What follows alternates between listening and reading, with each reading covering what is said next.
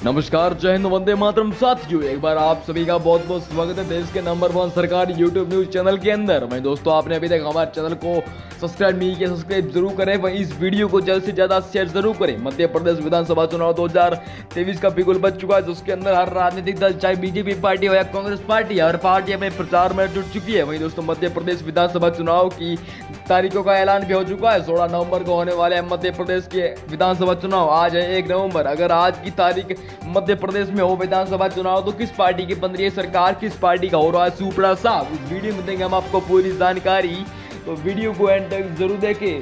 साल 2018 की चुनाव की बात करी जाए तो यहाँ पर भारतीय जनता पार्टी की बात करी जाए तो यहाँ पर 109 सीटें मिली थी, तक कांग्रेस पार्टी के खाते में 114 सीटें गई थी, जिससे यहाँ पर कांग्रेस पार्टी की सरकार बनी। लेकिन चुनाव के बाद ज्योतिराज सिंधिया ने कांग्रेस पार्टी से बगावत कर बीजेपी पार्टी का दामन थाम लिया था। ऐसे में कमलनाथ की सरकार गिर गई और मध्य प्रदेश के मुख्यमंत्री बने शिवराज सिंह चौहान। वहीं आपकी छत्र से हमारे वीडियो को देख रहे वो भी कमेंट बॉक्स में जरूर बताया। और मध्य प्रदेश के अंदर अब की बार किसकी सरकार बनती नजर आ रही है। वहीं एबीपी न्यूज टाइम्स नाउ प्रोदिशा बाजार ने मध्य प्रदेश की 230 सीटों का माओ ओपिनियन पोल सर्वे जारी कर दिया है, वो हम आपके सामने रखने जा रहे हैं। चैनल को सब्सक्राइब और वीडियो को लाइक जरूर की।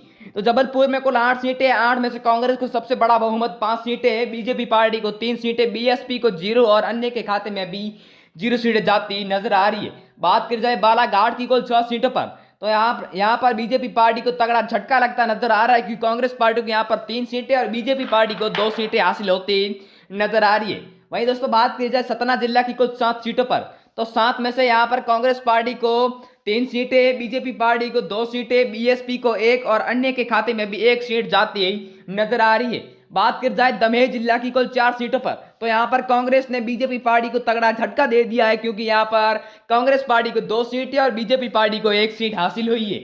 वहीं दोस्तों, इंदौर की बात करी जाए तो इंदौर में कुल 9 सीटें, यहाँ पर कांग्रेस को सबसे ज्यादा 4 सीटें, बीजेपी पार्टी को 3 सीटें, बीएसपी को 1 और अन्य के खाते में भी 1 सीट जाती नजर आ रही है। बात करी जाए ग्वालियर की कुल 6 सीटों पर, तो 6 में से कांग्रेस पार्टी को 3 सीटें, बीजेपी पार्टी को 2 सीटें, बीएसपी को 0 और अन्य के खाते में भी 1 सीट जाती नजर आ रही है अब की बार। वहीं दोस्तों, बात करी जाए भीड़ जिला की कुल 5 सीटों पर, तो 5 में से कांग्रेस को यहाँ पर 3 सीटें, बीजेपी पार्टी को 2 सीटें, बीएसपी को 0 और अन्य के खाते में भी 0 सीटें जाती नजर आ रही है अब की बार। वहीं बात करी जाए दतिया जिला की, दतिया में कुल 3 सीटें हैं, 3 में से 2 बीजेपी को, 1 कांग्रेस को, बीएसपी को 0 और अन्य के खाते में भी 0 सीटें जाती नजर आ रही है अब की बार। वहीं दोस्तों, बात करी जाए अगली सीट सागर की, तो सागर में कुल 8 सीटें, 8 में से कांग्रेस पार्टी को 5 सीटें, बीएसपी को 0, बीजेपी पार्टी को 3 और अन्य के खाते में 0 सीटें जाती नजर आ रही है अब की बार। वहीं दोस्तों, बात करी जाए अगली सीट सीधी जिला की,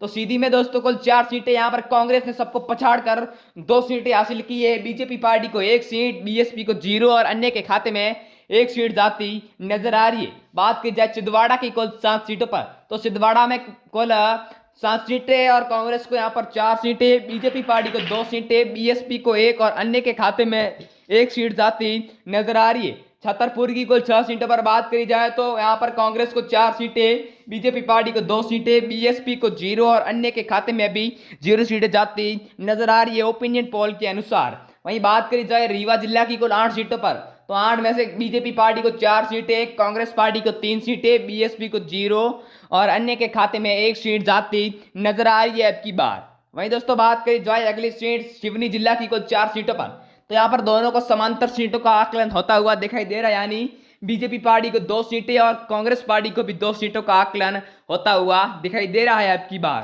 वहीं बात करी जाए भोपाल की कुल 7 सीटों पर, तो 7 में से बीजेपी को यहाँ पर 4 सीटें, कांग्रेस पार्टी को 2, बीएसपी को 0 और अदर के खाते में 1 सीट जाती नजर आ रही है अब की बार।